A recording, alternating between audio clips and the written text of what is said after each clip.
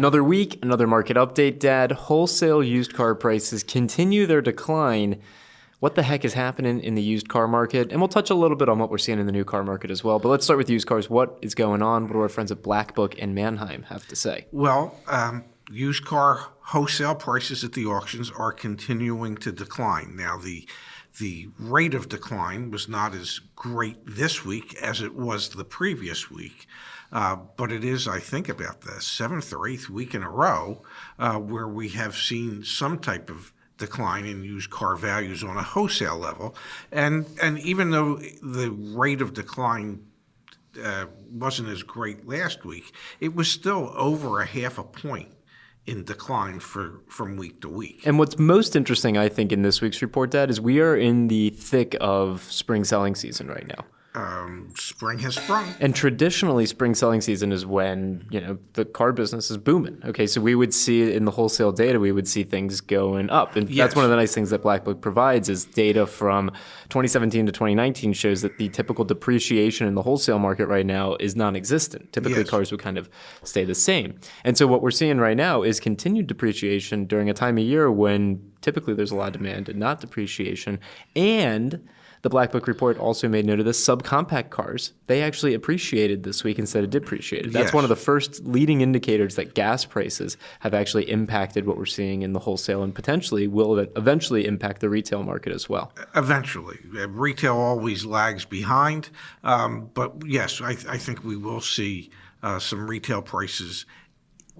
Depending on other circumstances, we could see some retail prices coming down. Break that down just a little bit. Well, the other circumstances are the war in Ukraine and other natural disasters such as the recent earthquake in Japan that's impacting manufacturers' abilities to produce new cars. So if you factor that in, we might not see a retail decline in prices on used cars if there's an exacerbated shortage of new cars. Yeah, absolutely. If there aren't enough new cars to fulfill demand, and we have the news from Hyundai and potentially others in the future talking about no more fleet sales, obviously that's going to put pressure on used car prices. But sports cars, prestige luxury cars, they're depreciating. They're dropping like rocks. That's actually a great thing to see. And again, that's on the wholesale side of things where we saw things soften, or harden up a little bit, are on those subcompacts and compact cars. The depreciation there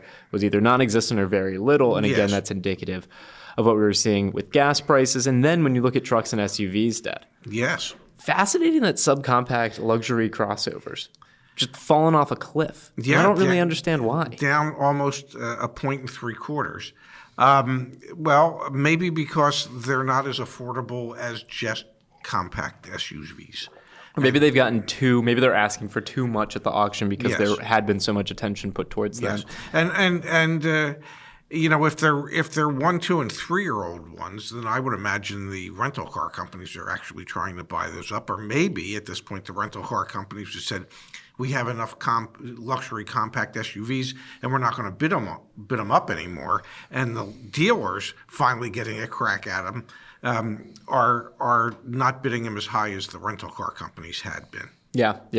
You know what's interesting as well? GM recently announced that they're going to discontinue the Chevy Trax and Buick Encore. Not that either of those are considered luxury subcompact SUVs, but those were kind of like the entry points into that brand. It makes me think that subcompact SUVs, even though I'm not necessarily a huge fan of them, they're going to become an even more attractive used car commodity because so many manufacturers are discontinuing their cheaper versions there. So that'll be an interesting storyline to watch, especially with increased gas prices. Yes. Vans, full-size vans, they appreciated again this week. It is now 60-plus weeks in a row, 65-plus weeks in a row. No, it's only we exaggerate. It's only 60 weeks in a row. It's insane to think that we joked about buying a van and we absolutely should have. We should have, yeah.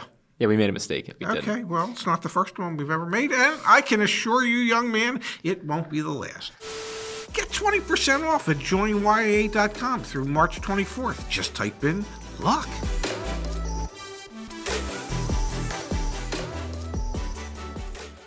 Let's take a quick look at the sales rate at the auction, Dad. Yes. Looks like it's staying about the same at 65%. So that means that 65% of the vehicles that make it across the auction block are actually getting sold at the auction.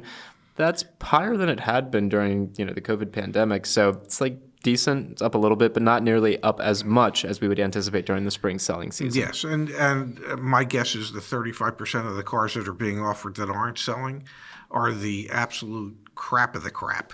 Edgier than some of the stuff that is selling. Now, Manheim updated their mid-cycle, mid-month update. So they said in the month of March, what does it say here? It was 3.8%.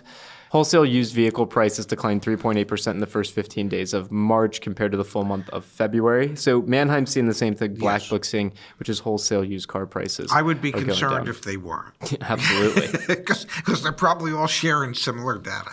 Now, on the retail side, Manheim says, and this is their data from vAuto, that retail days supply of used car inventory stands at 51 days, which was down 6 units from the prior month. And on the wholesale side, down to 26 days, which is down from 28 days in February. Wow. You know, it's interesting to see. There's not a lot of cars out there, but the ones that are sitting on dealers' lots are actually sitting there for a decent amount of time. Yes, but the amount of time that they're sitting is still dropping. Final note that I'll bring up here, Dad. Auto loan delinquencies are back to normal, but defaults remain relatively low. So we thought there might be a wave of repossessions and things like that might flood the used car market. We haven't really seen that. That hasn't happened. Obviously, we don't have those cars coming back. We don't have lease returns coming back into the marketplace.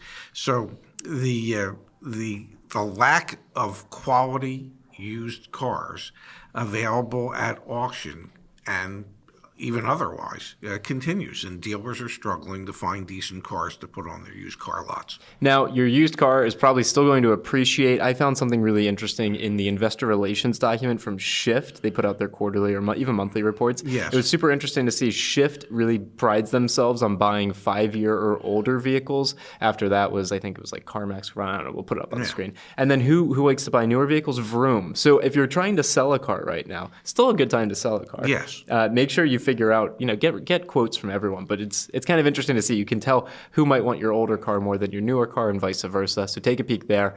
But we'll keep you updated on what's going on in the wholesale market.